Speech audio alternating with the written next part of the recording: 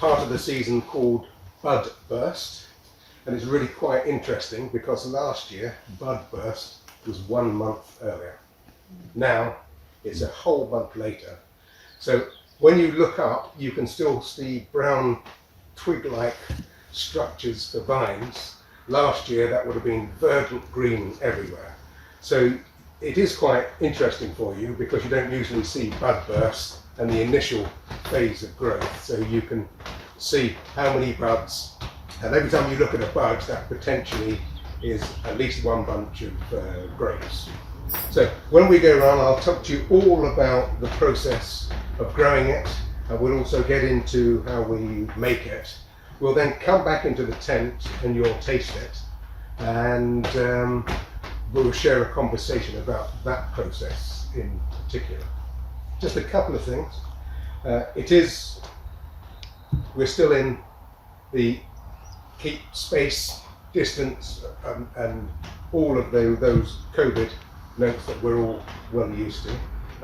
But we will be, and I'll be talking to you out there, and I really actively encourage you to ask questions. Please do. This passion of mine is on the back of leaving a corporate role and then coming to do something that I haven't done before, and that's grow things. I've done everything else with things in terms of processing them and bottling them and canning them and everything else, but I haven't grown anything. And I now know why farmers moan all the time. And I also know the superlatives of climate. Every year there's something new. The current one is all to do with late bud burst, but all these challenges are really quite interesting. And all I would say to you is, when you think of retiring, if you want something that will keep you going to your 95, this is the one.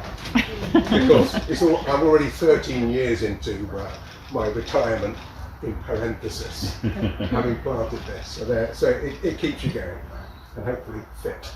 So what we're going to do is we're going to wander through. It'll probably be about 3/4 of a kilometre as we go around. We're going to go up through the centre.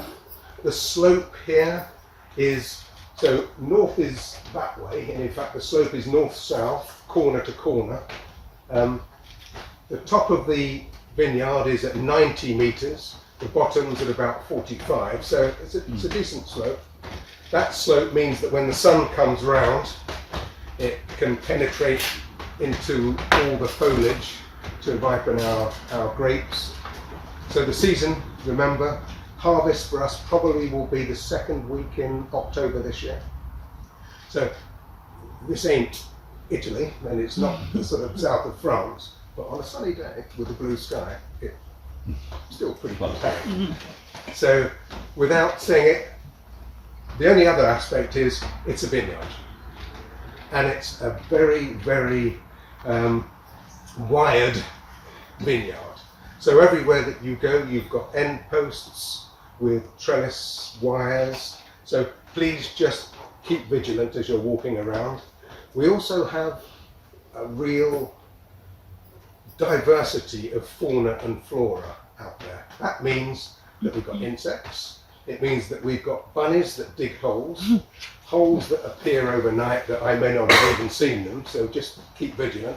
We've got hares. Every part of wildlife in this community we have. So we have badgers, foxes, deer.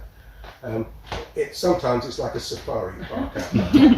And we've got buzzards and kites and all the rest of it. This environment lends itself for all of those because the protection of all those rows of vines gives them sanctuary. They can sort of hide amongst the rows and avoid the raptors and the predators. So if you will join us, we'll walk out, so we'll walk around, and I actively encourage you to ask lots of questions. Any questions at all before we start? Toilets, by the way, are in the main building, far end of the main building. Okay.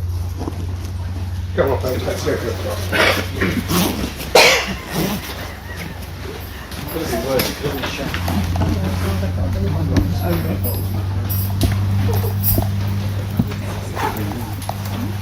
Thank you. Thank you.